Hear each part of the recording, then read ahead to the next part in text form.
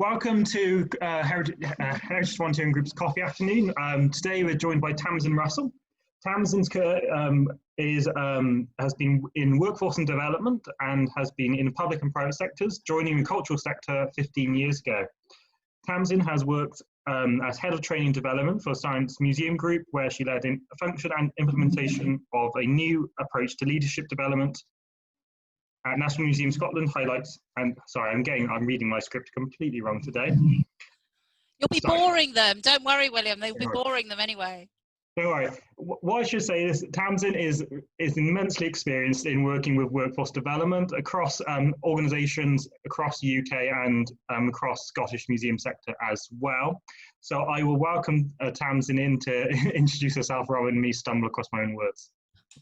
You weren't stumbling at all. It's just that it's boring for people listening to my biog anyway. So hello, my name's Tamsin Russell. Thank you very much for that introduction. I currently work for the Museums Association and my focus is workforce development, but I have worked in the sector actually probably it's now 19 years, so I need to update that biog. And I'm really delighted to be here. One of the things that's added to my interest in the sector and also my friendships and also skills development is that I'm part of the Heritage Volunteer Group steering group, and that's part of the reason why I'm here. And so I'll talk a little bit about the work that interfaces with HVG, but also the work from the Museums Association, but really would advocate thinking about questions you might want to ask me. I'm always very candid. Equally, if I am going to be responding or answering questions sort of more globally, feel free to use the chat function if you want to share your own little nuggets or signposts to any other resources or help. So yeah, thank you very much for inviting me, Will. Thank you for coming along. It's great to have you here. Yeah, as Tam said, if you would like to ask a question, please put a question in the chat function, or if you would like it to be a question which you want to be addressed anonymously, please just message me in the chat function as well.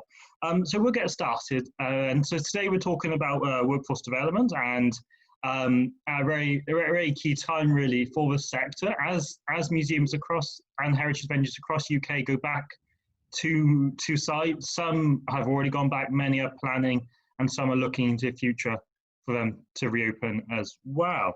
So really, I guess we'll start somewhere near the start, Tamsin. Is there anything you want to sort of say to volunteer managers in the audience today? I think one of the things that I really want to get across, and I know that some people are doing it already, I haven't done it myself, is I think this has just been such a learning situation for all of us, you know, professionally, personally, and more broadly. And I think we're working also at such a fast pace at the moment that we're not always stopping. And I think there is something around us just taking stock for a number of reasons. I think there is, you know, a huge number of skills that we have all developed since March 2020, and to make sure that we capture those skills and write those skills down, I think is really important. I think it's important for when our organisations get back into appraisal mode. I think it's important for our own confidence building, and I think it's also important for our CV building. So all of those skills that you feel you have begun to develop, so whether it's, you know, the digital ones or whether it is different relationship building, whatever it might be, if it's connection making, whatever the skill set is that you feel that you have developed since March, that has been accelerated since March, I think to capture that's really, really important, because I guarantee when it gets to appraisal time, you will have forgotten. It will be a far distant memory around all of that stuff. So I think it's really important. And I think then in parcel of that is, in addition to those skills that you've developed, is all the things that you've done and delivered on. So those achievement components, again, for exactly the same reasons, so you can feel proud, so you can feel recognised, so you can have those bullet points for your CV or future applications if that's your career trajectory, because you will have forgotten about those. You know, I will have forgotten about the statement that I wrote or drafted for HVG for when our conference was put on hold. But you know, that's the first time I've written a conference statement in response to a global pandemic. It's never happened before. Hopefully it'll never happen again. But so all of those things around skills and achievements I want, capture them, celebrate those, because you can apply those to a variety of different situations. I think there's also something around reflecting on those skills and achievements, around what worked really, really well, as well as what would I like to do differently. So, and again, I know that reflection might seem as a bit of a luxury at the moment because we're all so busy, but I do think that if we don't look after ourselves as managers, supervisors, as human beings, it's very hard for us then to look after others as well. And we should be role modeling what we expect of other people. So just as I know, having worked with amazing volunteer managers, if your program is around upskilling, if your program is around employability, you would always be saying to the volunteers you support and manage, how can you get the most out of this situation? How can I create this learning and volunteering opportunity to enable you to develop, to enable you to build your confidence, to enable you to... So we do all of that for others. And I think there's really important part to say we need to do that for ourselves as well. So I think that's one of my strongest messages to all of us in this space at the moment, is to sort of role model what we do for others, for ourselves at this particular time.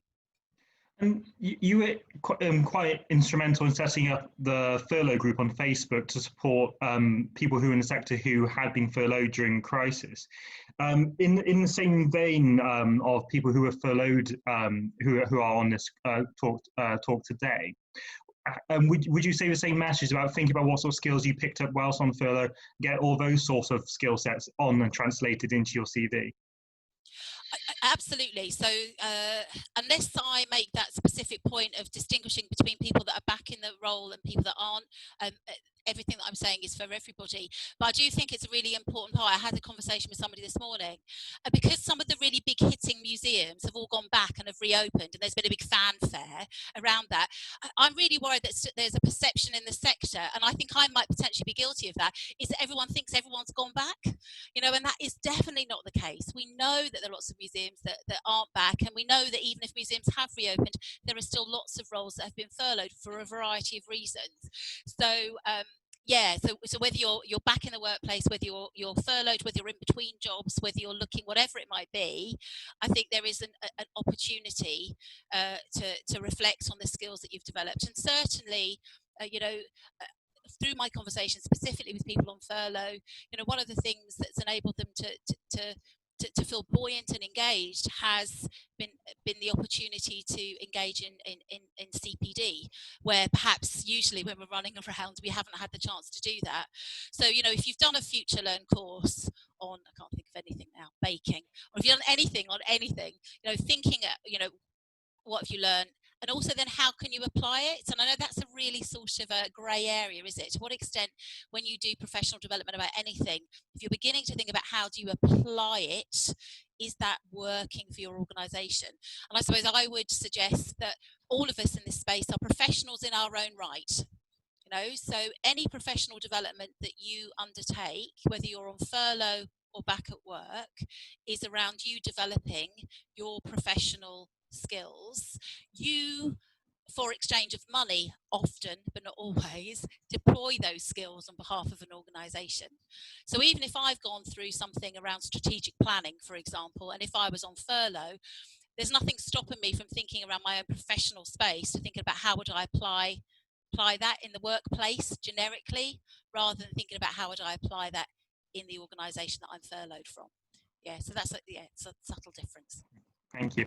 As you mentioned, we've been through 5 months now of almost constant change and learning about new ways of behaving in daily life, but also in work. If you start thinking about what sort of skills are going to be needed in the future, what might be more critical in the future that has changed since say March? Yeah, it's a really good question. So with another one of my hats on, I sit on something called, and it's a long title, UK Museums Workforce Steering Group. And we are or were a very small group that were established because we commissioned some research back in 2016 about future-proofing the sector. So if you've not seen that research, there's a 100-page document and a 12-page document. I would certainly encourage you to read the 12-page document. And what that said at that point was around what are the skills that are required for the sector going forward. Skills, for example, that came up very strongly were around leadership, also around digital skills, and also around entrepreneurial skills. And I think those certainly still stay. You know, there's no change there. You know, in the current economic climate, we might be looking at smaller organisations having to really capitalise on income generation, or changing the way in which they generate income. Certainly, we've seen, this is a perfect example, so thank you to Will and Rhiannon for all of this digital space. You know, certainly we've seen the migration of things that would have happened physically into a digital space. So again, digital is still part of that, and certainly leadership from wherever you are in your organisation is important. So that's research that has happened in fairly recent times, but still pervades. Certainly within a COVID world. Other aspects that I think are really important are going to be around advocacy. So advocacy has always been important in the sector, and certainly, you know, speaking from a workforce perspective, I often have to wave the flag to get people to pay attention around the importance of workforce in previous organisations, and that's not dissimilar for volunteering as well. You know, sometimes, you know, I hear people talk about volunteering as if it's a cost-neutral approach, and we all know that if you do volunteer management well, it's certainly not cost-neutral. It's resource intensive and supportive. So I think that advocacy is becoming more important because of restrictions in terms of resources. I think also we will see the requirement to collaborate more. That's always again been part and parcel of the sector, but how do we share and distribute risk? Well, the way we do that with limited funds is working in partnership, which again is not resource neutral. You know, to maintain and establish a relationship and a partnership takes time, effort and skill, but I think those are going to be skills that are going to be important. And I suppose those are the things that I'm specifically thinking around if I was a volunteer manager, is thinking around those aspects. I think there's also something around the current time that we're in, around the skills that we might need to think about tactically around how we develop our volunteering programs so they can deliver to and for the greatest good.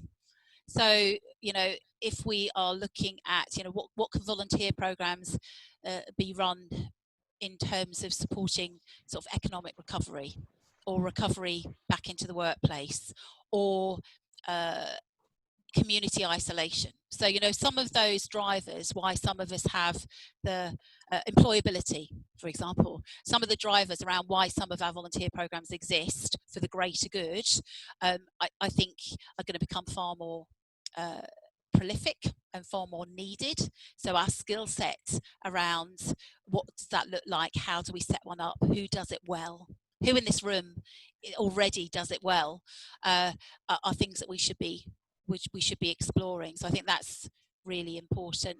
I think the other thing, which is a zeitgeist moment, but obviously more than that, is the emergence and the narrative around Black Lives Matter.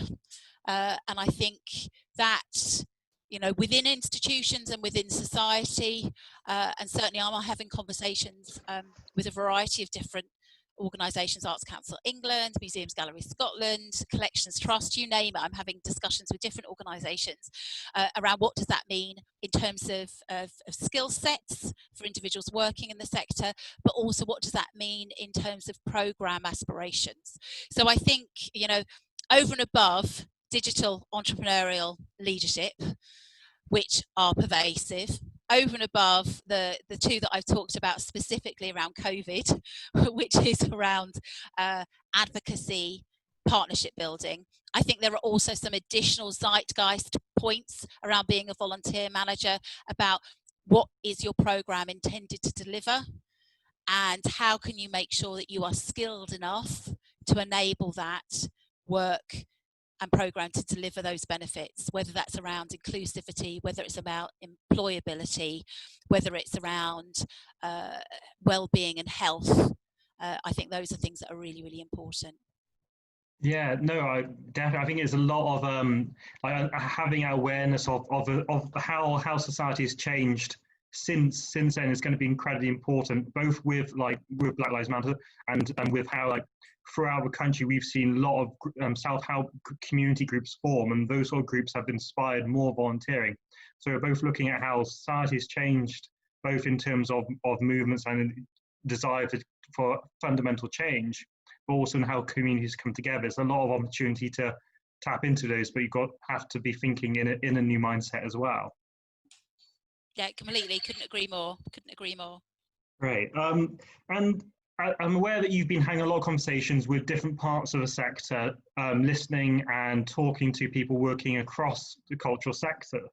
Has there been sort of any common themes which have cropped up amongst each groups, whether there's shared challenges, all of it, which is kind of perhaps be needed to be done by the whole group, the whole workforce, rather than just one portion of it? Yeah, so really good question here. So one of the pieces of work that I do for the Museums Association, which is my employer, it's from April, and I think if I looked at some of the faces and names in here, I probably had a few conversations with you guys, is that I started doing something called career conversations.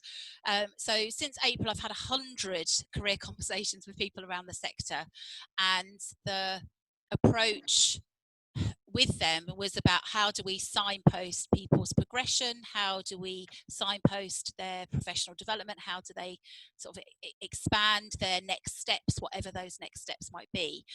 And I've worked in the sector for 19 years. I feel I've got my finger on the pulse, as it were.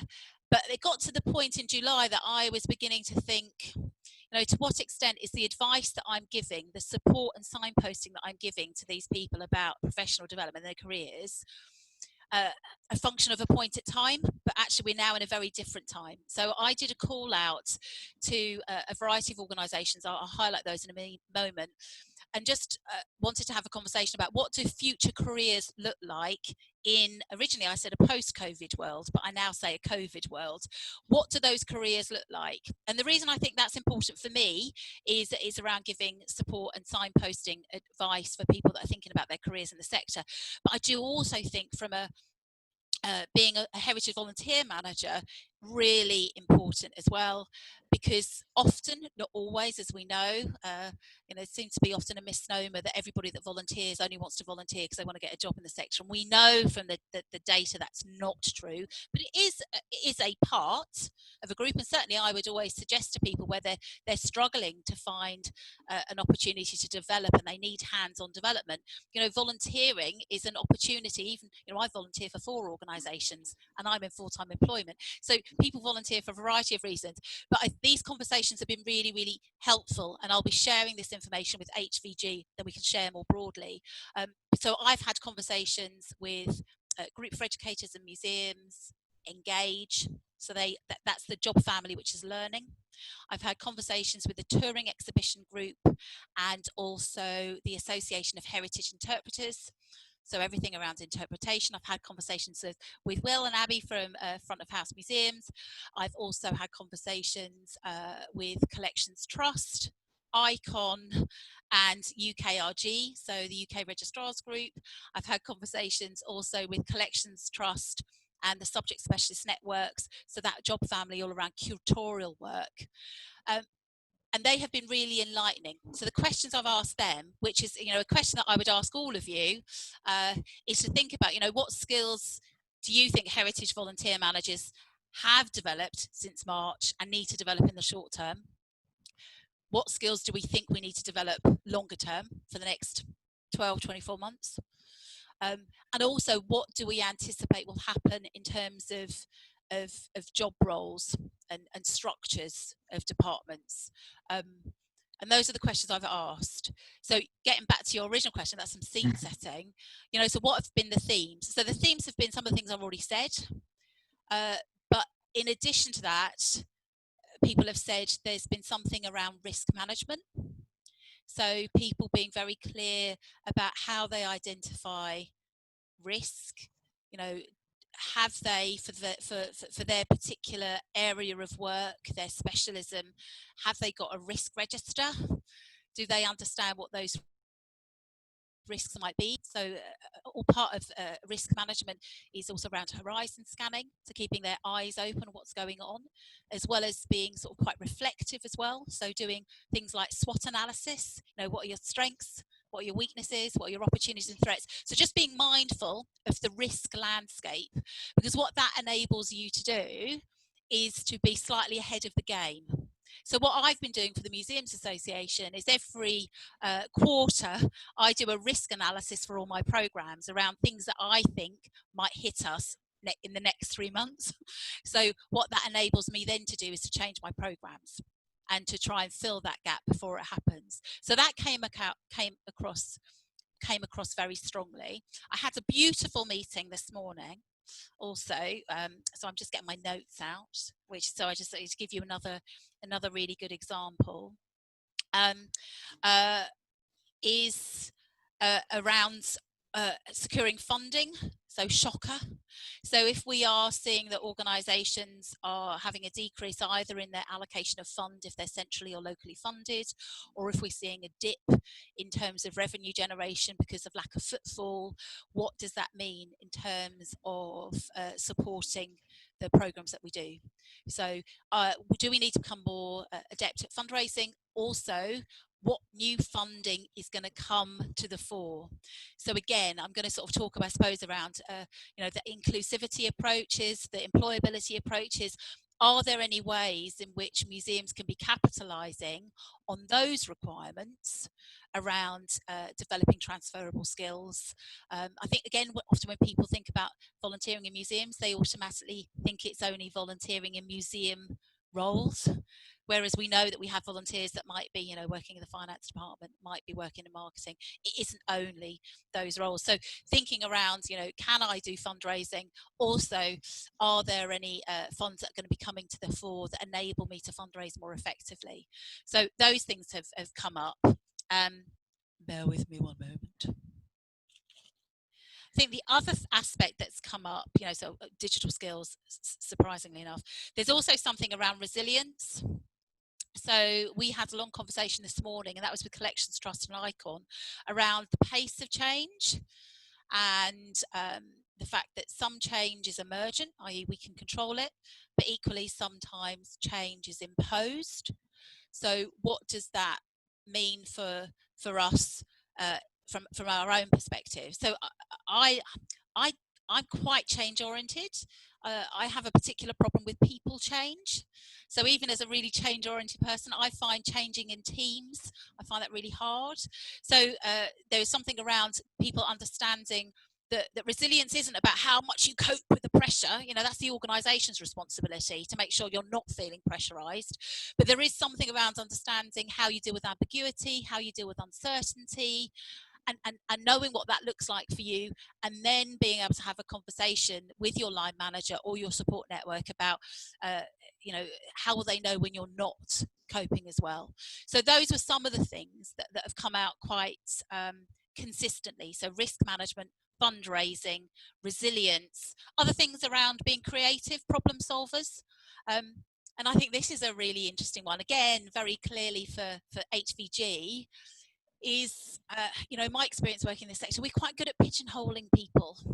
So we're quite good at giving people very clearly a role and a space to operate. And I would say my experience of working with conservators, for example, but also heritage volunteer people, is that we are very good at problem solving, because we have got, you know, diversity of volunteers bring with them a diversity of wants, needs, issues, situations, challenges, you name it. It's really diverse. And as a volunteer, supervisor, coordinator, whatever your title, you're used to thinking around creatively problem solving that individual within the context of your organisation. Those skills are going to be really important during a time of change. And so I suppose my other big call to arms, I suppose, would be just to really acknowledge the skill sets that you have. I think heritage volunteer, supervisor coordinators, whatever, are really good at being creative, really good at problem solving, really good at relationship building. Those are all skills that are going to be required even more so. So begin to shout about them, I think is something that I would absolutely advocate. And that's the starting of advocacy, isn't it? Being having that confidence to shout about it, both from like Twitter, on social media about your work, but also in your organisations, really pushing forward what you're doing and how amazing your work is, how many volunteers you've supported into whatever role purpose your volunteering program is doing. And going forward, learning about those skills and thinking about what skills you want to improve.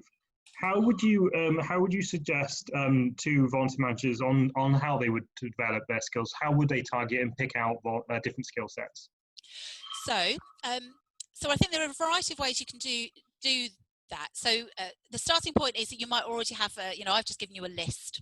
I can share it with you at a later time, but I've just basically given you that list of skills. So you can start at that point. Equally, what you might do for those of you that are thinking about next moves, what you might begin to do is look, or next vertical moves, is begin to look at the skills requirements or the requirements for jobs at that next layer up, potentially, so that essentially you've got a curriculum. Okay, so a list of requirements. And the first starting point for me would be do a gap analysis. So what do I mean by a gap analysis? Is looking at each one of those bullet points, either what I've shared or from a job description or person specification, and identifying the extent to which you meet those. So do you fully meet them, partially meet them, not meet them? That's a really good starting point, because once you know what your gap analysis is, what you don't have, but also what you do have, that creates the trajectory for your professional development plan. Just to make it even more focused, what you can also do when you're looking at those bullet points is looking at whether it is knowledge, skills, or experience. So knowledge is fairly easy to get. So that's information acquisition, knowledge acquisition. Read a book, read an article, do a course, speak to somebody. So that can really be easily done. Skills is slightly less easy to come by. So you might need to look at a course that's more skills oriented. You might want to read a practical guide or how to. You might to say, for example, a skill was around writing a blog. So what you might want to do is do a draft of a blog and then give it to somebody that you know is phenomenal at blog writing. That would not be me. I'm rubbish at blog writing. And ask them to give you their critical opinion. So developing skills can be around, doing a course, reading a how-to, looking at some really specific standard operating procedures, or it could be also beginning to test in a safe environment how to write a skill, how to write a funding proposal, and you're inviting people to give you feedback. You're getting somebody to be a critical friend on those sort of works. So knowledge, fairly straightforward. Skills, less straightforward because it is more hands-on. And then experience is the most hard, because certainly at the moment where you can't necessarily observe somebody or co-deliver on something,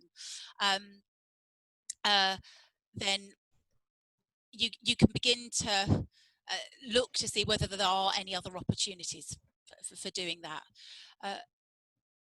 Networking is a really good approach, and there are so many groups. There are so many opportunities for you to network. So again, being really quite clear and targeted around what that looks like is important, because we only have a certain number of hours in the day. Professional development shouldn't feel like a chore. So you should be thinking around what is going to give me my best return on investment. So it is about looking, what are the networks that exist? How will I ascertain or get that knowledge, skills and experience? Oh, HVG, or the London Heritage Group, or my regional group. Is it about collections trust? Is it if I work for an organisation that's got a very specific area of collection type, do I need to engage with the subject specialist network for that? What's the current thinking around how I display big lumpy objects? So I might sign up to that group. Or what is the current thinking around textile and costume collections? Do you know what? I might engage with the Dress and Textile Society, DATS. So I think there is something around thinking really holistically around what is it you need to develop, doing a gap analysis, identifying whether it's knowledge, skills, or experience, and then identifying the development activities that support that. And that could be around participating in a Twitter group, it could be about attending a workshop, it could be about doing a Future Learn course, or any of the courses the Museums Association offer. So yeah, there are a whole raft of different ways in which you can think about that. But I'm conscious there have been lots of chat and I've been ignoring all the questions. So I'm going to stop there. How do you want to proceed, Will? Do you want to read the questions in the chat, or is there anything, other questions that people want to ask? I guess one question which came up in the chat earlier was as an example, how have you what sort of skills do you feel you've developed during the last few months? God, I've developed loads. So until March, I had never run a Zoom meeting. I'd never run a training session. I'd never run a webinar. Never done any of that.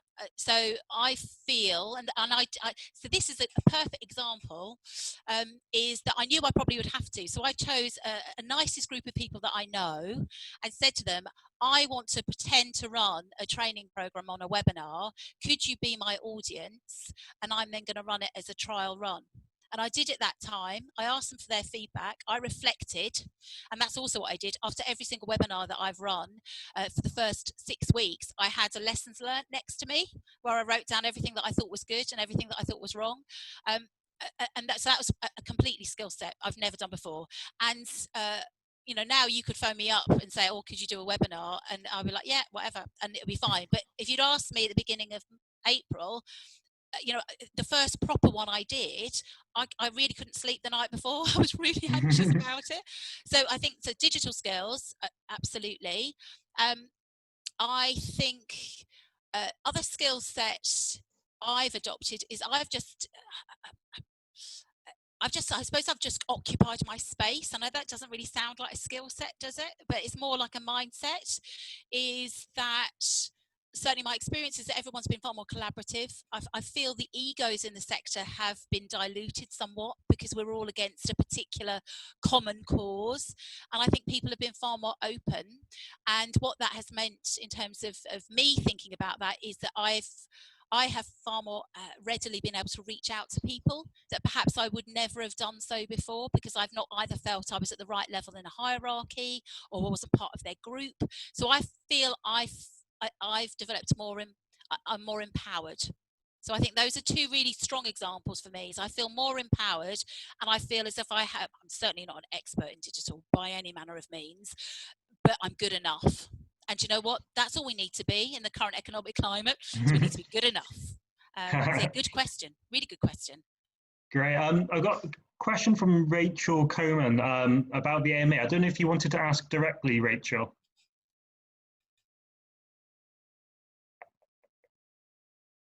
Hi, Tamsin. Is now a good or a bad time to start undertaking the AMA? Because I'm kind of keen. We get very caught up in, try to avoid getting caught up in the kind of whole COVID pandemic and kind of you know, working from day to day, but actually kind of thinking longer term, I think would kind of really help resilience and kind of develop the kind of skills and like develop career. Would you think it'd be good or bad, or I don't know. How would you go about that? No, so I think it's a really good question. I think it depends, because everybody experiences what we're experiencing very personally and individually. I think there is certainly some solace to be taken about thinking beyond this. So thinking about the future, you know, thinking about the future can be hugely energizing. Thinking about the future on your terms can have huge positive impacts for your well-being. What we know is that learning and taking control of things also has huge positives on your motivation, your well-being, and your sense of self. And certainly in terms of the sense of personal and professional identity, those also have really good impacts on all of those things I've just talked about. So the AMA does enable you to think further along. It does enable you to begin to think, though, personally about yourself. So one of the strengths I think about the AMA is that, you know, it's nothing to do with your organisation. You know, even if they're funding you, which would be great, but a majority of our AMA is self-fund, and we have a bursary fund to support you in that. So we contribute 50% of your AMA if you're a self-funder, pretty much. it just enables you to take control of your career. And if you have aspirations and wants and needs that perhaps your organisation doesn't agree with or see in you, this pigeonholing again, it's a perfect opportunity for you to take control. Certainly, the time frame, people that are furloughed have really, for example, I've had to put on 3 additional dates to fast track their AMA. So that gives you an idea that, it's perhaps a good time to be doing it, because people do have, or some people do have, I have been homeschooling, so I know that's not always the case, more time on the hand. So I think it's great, but it can be motivating for lots of other things. I think it also enables you to diversify your skill set. A question that I often get asked is it better to be a specialist or a generalist? And I say, well, it depends, but certainly going forward, it's to be able to speak confidently about lots of generalist skills that may well be applicable to a variety of different roles in the sector, I don't think can be a bad thing. Would be something that I would say. So I think it depends on where you are and what you need, but it certainly is good. And we've got digital Q&As every other week. We have AMA support groups every quarter that I convene. A whole raft of different support measures in place, because we know that lots of people have felt.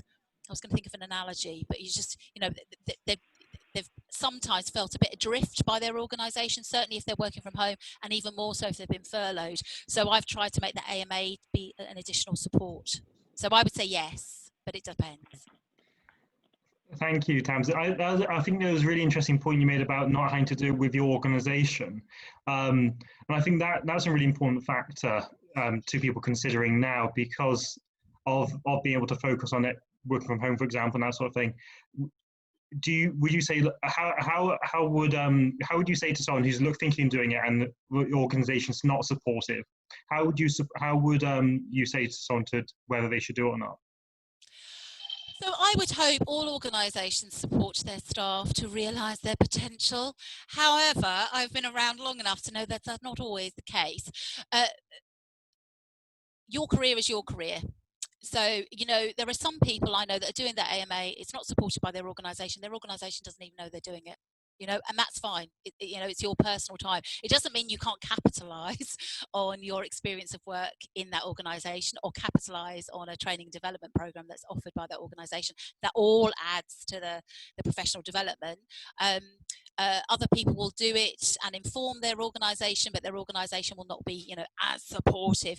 And we're conscious of that, which is why we have, even though it didn't go down too well, we have done evening support group meetings. We even tried to do an AMA pub quiz around the criteria. So we've tried loads of things. So there are loads of ways in which we can support people that either can't be released because they're in an operational role, or can't be released because their organisation is nearsighted. So I think definitely do it. Have a conversation with me at length. I appreciate that not everybody wants to do their AMA, so I don't want to take up all of their time talking about it. But if you want to talk about it in more depth, just drop me an email. We'll book a conversation. Great. Thank you, Tamsin. We had one more question in about a bit about the wider sector, really. Through your conversations with people from across the sector, what sort of impression have you got on how the reopening has gone? Do you feel there's been the museums are at capacity, or whether something like the government's go out to help out sort of scheme would be beneficial for the cultural industry as well? So that's lots of questions. I'm just trying to think about my response. So certainly, I've not visited a museum at all since March, which is the longest time I think in my entire life. I've never visited a cultural institution. So I think the feedback certainly from people whose organisations have been reopened is that the footfall isn't as high as expected, and certainly the footfall for booked spaces hasn't been as high as expected. So people are, certainly if there's not a fee, are booking to come in, and then if the weather's different or the weather's nicer, they've chosen not to come. So actually, in a way, to know what that participation is from a visitor perspective is not as clear as it could be. And it's not my area of expertise, and I've not done research into it, but anecdotally, that's my sense. I think the conversations I've had around, you know, ticketed and admission charges and exhibitions and spend, you know, all of those things are obviously really important for organisations. So anything that can incentivise people, you know, so there are museums that have signed up to the Eat Out to help out. I can never get it right. Do you know what would be really helpful for me? Because I'd much rather, if I'm making a decision about going to Tony Macaroni's, where I'm going tomorrow, or going to, you know, V&A Dundee for a meal, you know, if I knew I could be putting money back into a museum, I'd much rather do that. But I don't think anyone has got a list of all the museum cafes that are doing it. I would love to know that. I mean, it's only 2 weeks to go now, so perhaps I should have thought about that before. But I've not seen that list. If anyone has seen a list of all the museums that have signed up, bring it on, because actually I'm sure we'd all much rather give our money. I know the Whitechapel Gallery is, FYI for those of you in London, you can get a pizza half price. But so I think anything that incentivises people to spend money would be a good thing. Brilliant. Thank you, Tamsin. We had one question at the very beginning from Matthew Hick. It's a bit of a curveball, but what's your favourite Christmas movie? So I have got an addiction to Christmas movies. I have an addiction to Christmas, is what you need to know. There is just so many.